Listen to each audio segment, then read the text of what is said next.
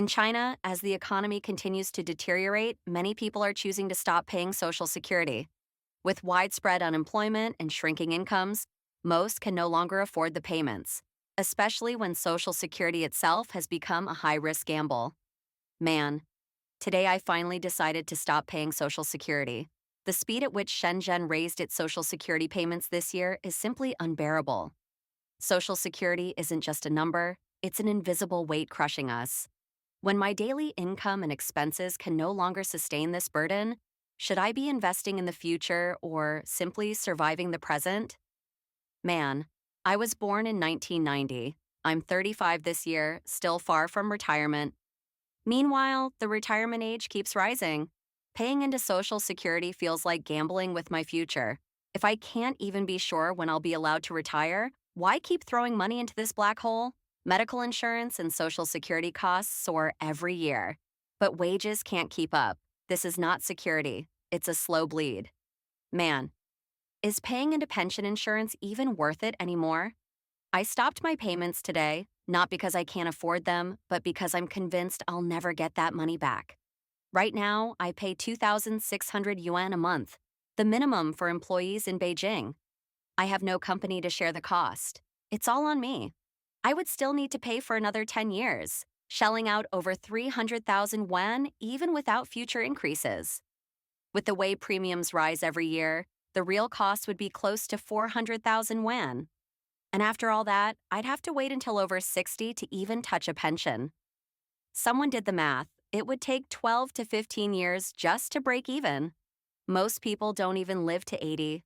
Why should I spend my best years feeding a system rigged against me? After a long struggle, I made my choice. Stop paying and instead buy critical illness insurance for myself. Man, yesterday I made a major decision. I ended the flexible employment Social Security plan I had paid into for 5 years. Every month, I paid over 1,500 yuan for Social Security and medical insurance, the lowest tier. Together with my wife, we were burning nearly 40,000 yuan a year. For what? If I stopped paying, I could actually use that money, take a break, live a little, breathe. Now, they've even pushed the pension age to 65. I'm not sure I'll even make it to 65. Why endure all this suffering just to chase a promise I may never see? Living into my 50s would already be a victory. A young man also explained why he stopped paying. Man, I work in Guangzhou. The minimum Social Security payment for enterprise employees here is about 1,800 yuan a month. If you join, your company covers about 1,200 yuan and you pay the rest. But now, the minimum payment period has been raised from 15 years to 20. Frankly, I have no idea how long I can stay employed. Sooner or later, almost everyone faces a midlife crisis at work. And if I lose this job, who's to say I'll find another employer willing to cover Social Security? More urgently, I need cash now. People drowning in mortgages and car loans can barely breathe each month. Some are behind on Huabei payments, some rely on small loans just to survive. Who can afford Social Security with a salary of just a few thousand yuan? It's a luxury we can't afford. We have to focus on the present. And third, look at the retirement age, 63 for men. Honestly, will I even live that long? Their reasoning is brutal but clear. They pour money into the system, yet it's a question whether they'll even live long enough to see a return. Worse, after years of contributions, the retirement age keeps getting pushed back. Meanwhile, when the CCP is financially desperate, it robs the public without shame. In 2023, local governments drained Social Security reserves, forcing the China Social Security Fund to dump assets worth 120 billion yuan, rattling market confidence. Simply put, people no longer trust the CCP to guard their future. According to official CCP data, the China Social Security Fund lost 138.09 billion yuan in 2022 alone, with a dismal investment return of negative 5.07%. The truth behind these losses is obvious to anyone willing to look. Corruption, mismanagement, and betrayal. In China, the truth has come to light. The Social Security Fund, money scraped from the pockets of the people, has been gambled away in the stock market. Man, oh my God, the Social Security I paid was actually used to speculate in stocks. I understood it clearly. They took our hard earned money, meant to guarantee our future, and threw it into the stock market casino. And when they lose, who pays for the losses? United States. I didn't even want to speculate in stocks, yet they forced me into it by stealing my Social Security and pension funds. Some people say it bluntly: if they make a profit, they pocket it. If they lose, the people bear the cost. Social Security premiums keep soaring while our money is being gambled away.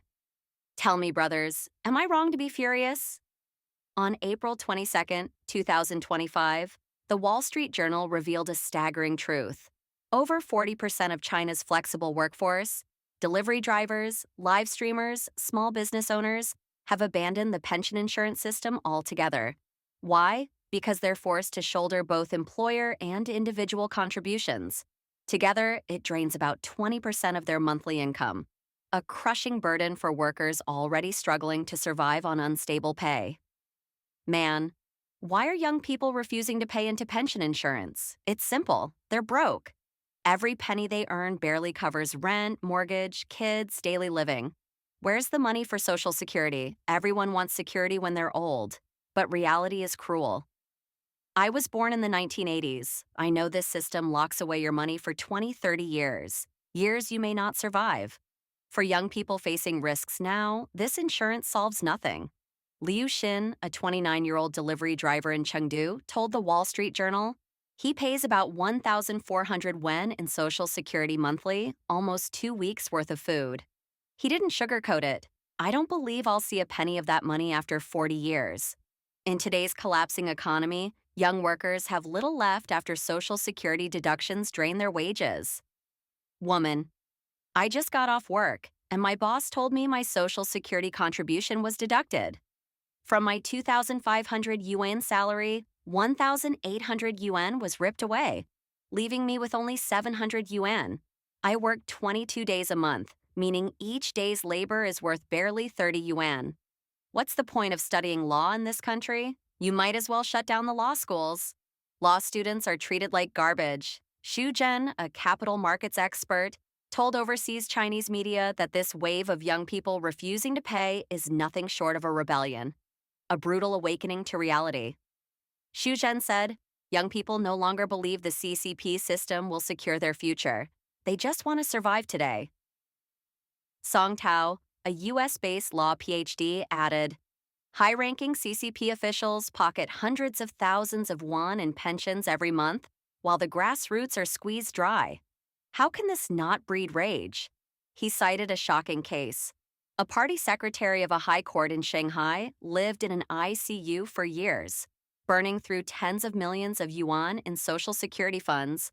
When the scandal broke, public anger exploded. The bottom line is clear. More and more Chinese have completely lost faith. They are done feeding a corrupt system that betrays them. As the US-China tariff war drags on, bankruptcies, layoffs, and unemployment sweep across China. Finding a job is now a brutal fight for survival. Man, it's hard. It's brutally hard to even find daily wage jobs now. Openings are few. Good luck finding one that pays daily. This year is hell. Woman, you have to be thin just to work as a cleaner now. If you're not the right look, they won't even let you mop floors. I'm crushed. The more I think about it, the sadder I get. Woman, how do you find a job? I was unemployed, came to Hangzhou to find work, and struggled for a month. When I finally found a job, after 25 days, I realized I didn't fit in. I felt useless. I was so anxious I thought I would starve to death. Why are others rich while survival itself feels like a luxury to me? I just want to live with dignity. Woman, factories have vanished from Ningbo, Shanghai, Jiangsu. It feels like the whole job market has been frozen. I'm now heading to the train station, looking for hope in another city. Xiao Li, who works at a labor agency in Wuhu, Anhui, spoke bluntly, factories are collapsing left and right. Many have shut down. Workers can't make money anymore. Even basic consumption is falling. Wuhu City once had over 2,000 industrial companies. BYD, Sherry Automobile, Conch Cement among them. But after 3 years of brutal epidemic lockdowns and the battering of the US-China trade war, China's exports to the US have plunged. Bankruptcy is everywhere. Earlier this month, a factory owner posted a chilling video. Man, work has stopped. Friends, you asked if U.S. tariffs would affect us. Well, 90% of our business is U.S. exports. As of yesterday, tariffs surged to 125%. The result? Total production shutdown. Even OEM customers ordered us to stop. We had to haul back goods from the ports. The losses? Beyond calculation.